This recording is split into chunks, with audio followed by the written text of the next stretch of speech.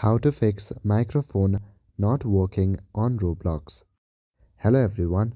If the microphone is not working properly on your Roblox, then here's how to fix it. Firstly, open App Store or Google Play Store on your device. After that, go to the search bar on the top and search for the Roblox application. If you see any update option available, click on the update option.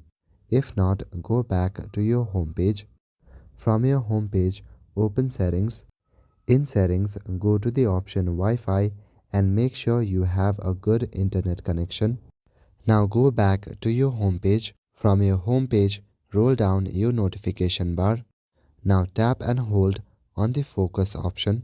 Here make sure that Do Not Disturb option is not turned on.